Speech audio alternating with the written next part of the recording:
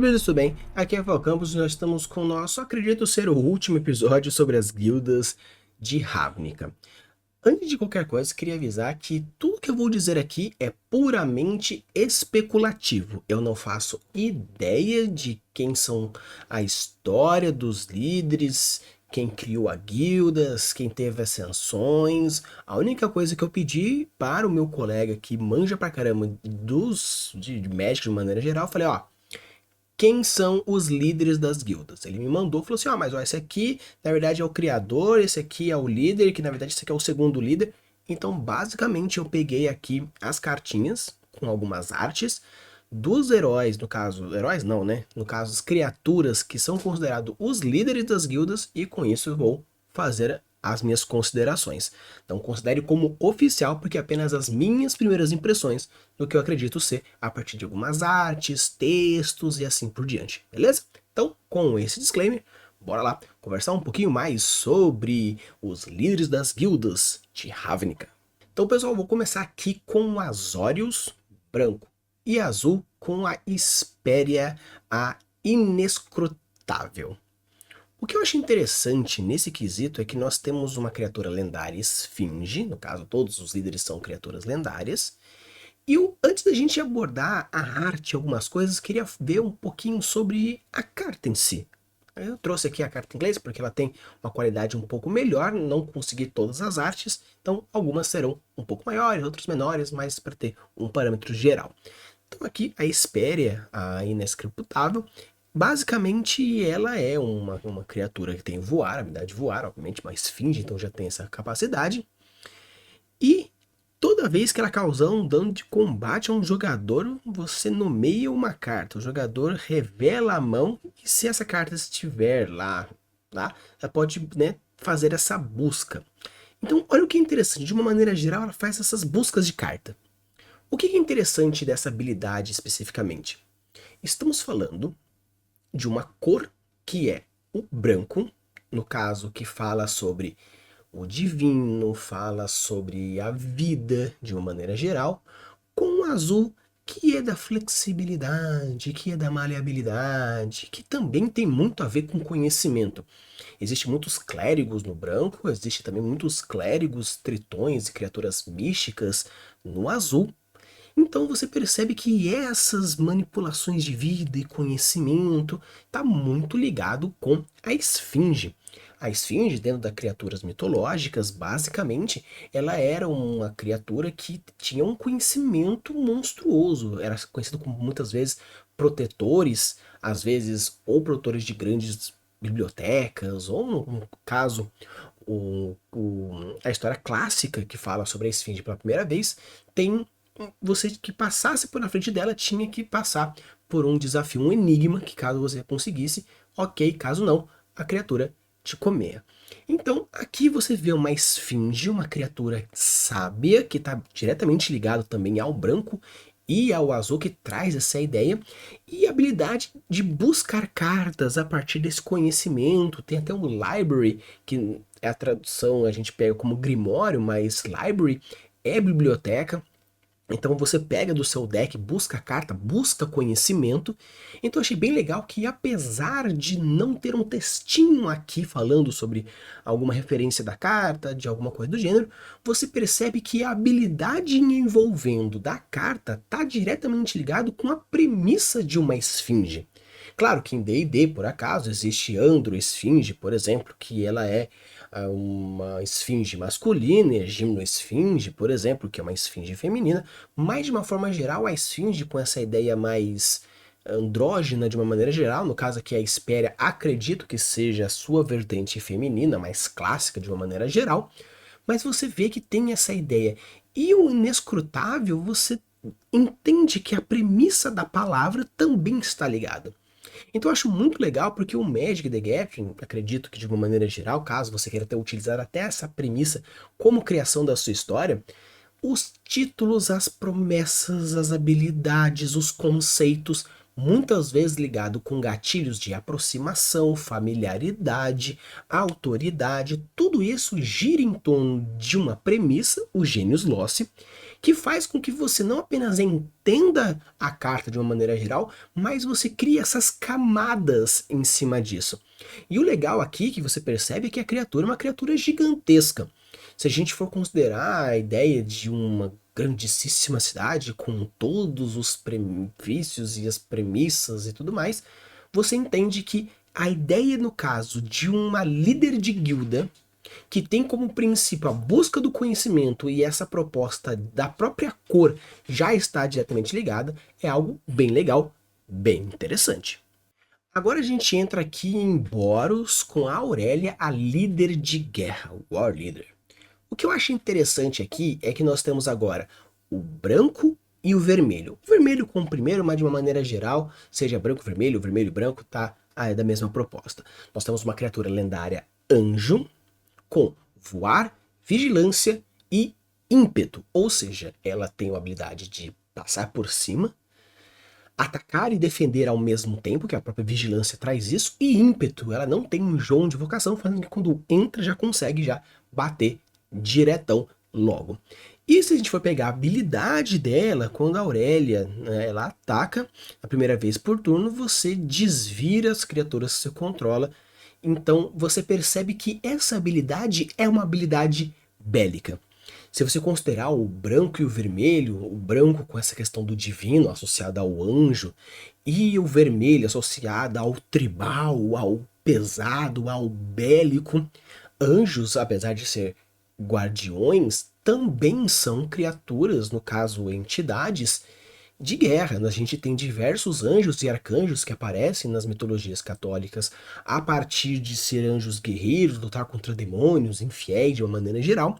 Então você vê que a proposta novamente é bem interessante. E no caso aqui nós temos um textinho que diz: Where Hazia was aloof and untouchable, Aurélia is on the front lines calling for war. No caso, onde Hazia, a Aurélia, no caso, né, onde Hazia, a Hazia no caso, onde Hazia era distante e intocável, Aurélia estava na frente de batalha, clamando por guerra.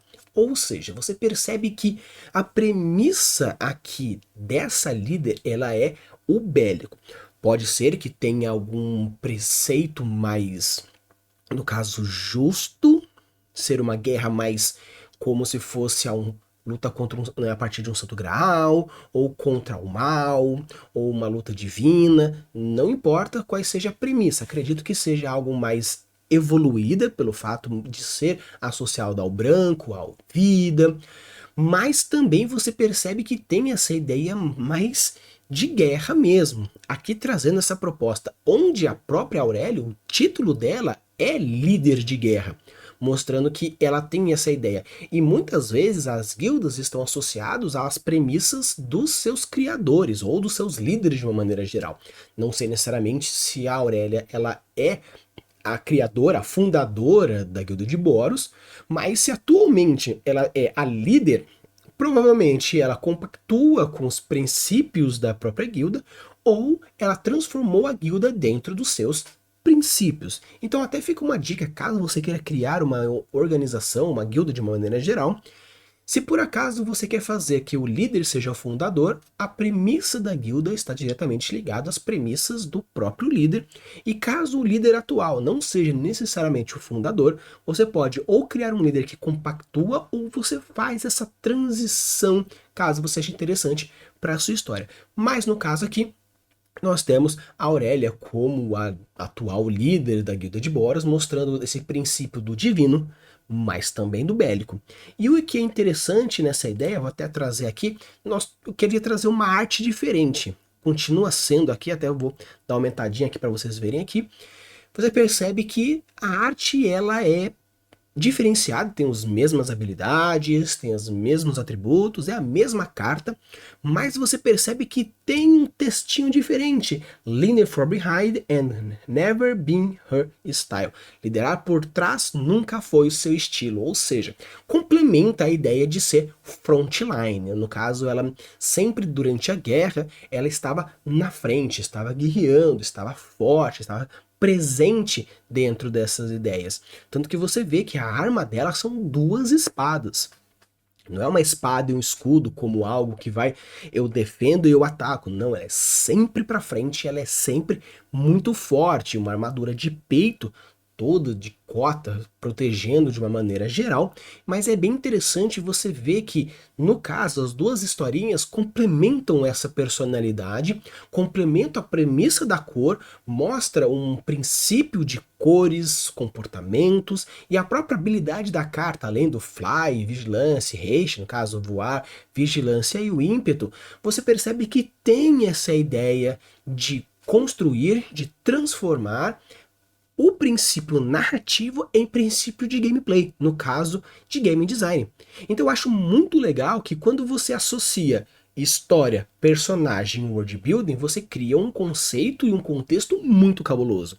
E quando você faz isso dentro de um jogo onde a premissa do personagem está diretamente ligado à sua lore e com isso tem as habilidades que são referentes a isso, dinossauros que atropelam, demônios que voam, clérigos que têm vínculo com a vida. Então você ver essas habilidades que fazem jus àquela carta e aqueles atributos específicos é bem interessante. Tanto que nós temos novamente aqui uma outra arte que remete exatamente à anterior, até aqui o textinho é o mesmo, mas você percebe que tem essa relação aqui e eu acho isso bem legal, mostrando que não apenas ela é um frontline, mas também uma esperança, onde você vê que a carta mostra uma anja de frente com o sol, como se fosse a iluminação da esperança dentro de uma guerra. Não apenas o líder que está na frente, mas sim o pilar daquilo que se defende. Então eu acho isso muito legal, achei a proposta bem interessante. Se por acaso ela ascendeu agora para uma divindade, agora é um outro líder, ou não sei, mas de uma maneira geral eu achei bem legal a proposta aqui trazida por Boros. No caso agora vamos entrar com Dimir, clã Dimir, onde nós temos Lazav, o mentor dos Dimir. Acho interessante que agora, seguindo o azul com o preto, nós já temos uma outra premissa interessante. O azul, novamente, com a flexibilidade, que faz todo sentido em ser uma criatura lendária shapeshifter, no caso um metamorfo de uma maneira geral, e os metamorfos muitas vezes associados a doppelgangers, onde se você encontra o seu doppelganger dentro da mitologia, você tem uma maior chance de você morrer para ele, porque ele vai querer tomar o seu lugar. Então você vê aqui que o nosso doppelganger, o nosso metamorfo, o nosso transmorfo de uma geral, tem como princípio o quê? O azul e o preto. O azul com a flexibilidade do transmorfo e o preto com a fatalidade, né, a assassinabilidade e a mortabilidade dentro daqui do nossa carta.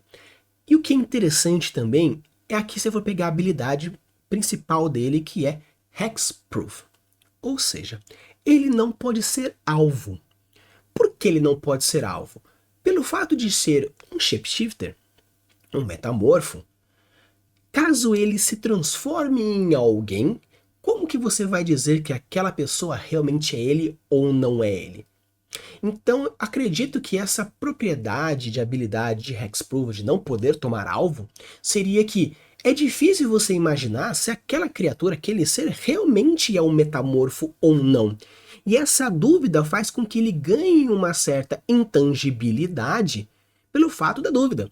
Por quê? Nós temos dois reis, sendo o verdadeiro e o Lazav. Se você não tem certeza, você vai matar o rei, 50% de chance em deixar o Lazav vivo, seja ele ficando no lugar do rei ou podendo no final das contas, você matou o rei e agora ele vai tomar forma de alguma outra coisa, talvez da rainha, da princesa, do príncipe, para incriminar você, porque tá lá o corpo do rei morto perante você e nós temos aí novamente o shapeshifter. Então achei bem legal, bem essa proposta e esse manto onde você não vê o rosto, apesar de você ver só a estrutura da maxila e da mandíbula, essa parte mais da boca, nariz, boca, mas você não vê os olhos. Os olhos muitas vezes relacionados à janela da alma. Então será que você fica algo que você não pode ver, porque o manto você não consegue ver a profundidade, você não consegue ver a essência da criatura porque você não vê a alma dela? Então eu achei bem legal essa brincadeira que é feita. Tanto que se você for pegar, por exemplo, aqui a própria habilidade, né? Sempre que uma criatura for posta no cemitério do oponente, vinda de qualquer lugar, ele pode criar uma cópia. Ou seja, no caso, por ser um shapeshifter, você consegue criar cópias de criaturas que morreram. No caso, ele pode assassinar pessoas para tomar o lugar delas, como os doppelgangers fazem isso. Eles matam os verdadeiros para que eles fiquem no lugar daquelas pessoas que fossem verdadeiras. Então eu achei bem legal essa brincadeira de, além do Hexproof, onde não toma alvo, quando alguma carta morre, ela deixa de existir, no caso ela vai para o cemitério, ela está morta, perante a sociedade ela não está mais viva, mas ele, como transmorfo, pode tomar cópia. No caso, ele não vai, que ele gera no quesito, ele cria uma cópia da carta, ele se transforma naquilo. Então eu achei bem legal essa brincadeira que, novamente, nós temos o princípio da idealização das cores, a ideia de uma maneira geral do personagem, toda essa estrutura, cores, premissas de Nuzlocke e juntamente o gosto dentro do jogo, no caso, Hexproof e a habilidade de fazer cópias. No caso, agora nós somos para os Golgares, né? A guilda de Golgar, chamado o cara que é o Gerard, o Senhor Lich dos Golgares. O que é interessante para a galera que manja um pouco mais de D&D de maneira geral, os Liches são seres que muitas vezes podem ser elfos que querem aumentar a sua vida, o seu tempo de vida. Os humanos podem se tornar Liches? Podem, dependendo dos rituais que você faz, mas normalmente, muitas vezes os elfos fazem isso. E por essa associação de elfos com mortos-vivos, é interessante porque Golgari, nós temos florestas, algo natural, mas o verde também pode ser considerado profano, porque o verde é natureza, só que o verde é veneno também. O verde é morte, tanto que em Harry Potter você vê o verde na Sonserina e a Avada Kedavra é verde. A associação desse mórbido, desse pântano, que também Golgari traz essa ideia de pântano e verde. Então achei isso bem legal porque nós temos aqui uma criatura zumbi élfio, que traz essa ideia de que os Liches são criaturas mortas-vivas, zumbis, muitas vezes originados de elfos, pelo menos dentro da mitologia mais clássica, assim, de onde surgiu dentro do mundo popular geek, e é interessante você ver esse levante. Tanto que, pegando aqui as habilidades do Jarad, no caso, o Jarad, ele ganha mais um para cada criatura no seu cemitério, ou seja, ele absorve a energia vital, se tornando mais forte, como um Lich faz isso, muito legal, pegando a energia das criaturas no seu cemitério. Então, no caso, a criatura morre, mas ela não morre de verdade, porque a essência vital vai para o líder da guilda. Então eu achei isso bem interessante, até continuando aqui, ó. Você pode pagar uma mana, no caso uma qualquer, uma de pântano e uma de floresta, e você sacrifica outra criatura. E no caso, cada oponente perde a vida igual ao sacrifício da criatura. Sacrifique um pântano e uma floresta e você retorna Jarad do cemitério para a sua mão. Ou seja, a habilidade secundária dele, onde você sacrifica uma criatura e cada oponente, mostrando essa manipulação dessa energia necrótica, onde você percebe essa ideia. E o interessante também é que o roxo, utilizado aqui nessa aura, ele pode ser tanto utilizado como algo de extrema evolução, porque o roxo em algumas terapias esotéricas é utilizado como um princípio evolutivo gigantesco, sendo que alguns monges utilizam desse roxo, mas o roxo também é a união do vermelho e do azul, sendo, não no caso as cores do Magic, mas as cores, no caso, para fazer o roxo. E o azul através da flexibilidade, da calmaria, mas o vermelho com as forças das paixões, mostra que o roxo, ele tem a calma e a tranquilidade e a paciência para que o vermelho consiga estruturar toda a sua energia e manipulá-la. Então você pode associar a essa energia roxa, onde tem a paciência da eternidade de um Lich, porém a velocidade da força do vermelho gerando esse roxo, causando dano para cada jogador. no caso aqui, cada oponente. Então eu achei bem legal porque você utiliza dessa energia do morto, no caso você sacrifica a criatura. Quando sacrifica, o Gerard fica um pouco mais forte, porque morreu, causa o dano, e essa brincadeira do roxo, tendo essa origem vermelha e azul, brincando dessa forma, acho isso bem legal. E no caso ele morra, você faz um ritual e traz ele de volta. No caso, sacrificando um pântano, sacrificando uma floresta, onde você vai, no caso, pegar as árvores, vai profanar, utilizando a energia necrótica do pântano, trazendo o Jarad de volta. Então eu achei isso bem legal porque, novamente, reforço com muita força. Quando você constrói uma criatura onde a sua lore, suas habilidades, seus princípios, seu background, tudo isso faz sentido para a existência da criatura, eu acho isso extremamente legal e muito interessante. Então, se você gosta de criações, fique atento, porque às vezes você jogar um joguinho de cartinhas, seja ele qual for, um Yu-Gi-Oh!, um Magic, um Pokémon, um Flash and Blood, ou qualquer outra que você achar, caso seja uma história bem feita, com certeza você vai conseguir muitas inspirações bem interessantes. E no caso aqui, trazendo aqui uma segunda arte, que eu achei isso bem legal, que apesar de ser a mesma habilidade, você vê já uma arte levemente diferente, mantendo aqui a proposta. Eu quis trazer essa arte diferenciada aqui, mais como princípio para você entender um pouco mais da premissa, que não muda tanta coisa, porém traz aqui uma arte diferenciada aí para vocês. Então pessoal, eu vou cortar o vídeo por aqui, ainda tem mais metade das guildas, mas como o vídeo vai ficar realmente muito grande, eu quis quebrar dessa forma para a gente ter maior flexibilidade e vocês gostarem muito mais. E com isso, futuramente farei a parte 2 para vocês trazendo mais esse conteúdo sobre os líderes das guildas de Ravnica. Use e abuse das suas criações e deixe os mundos cada vez mais incríveis. Valeu!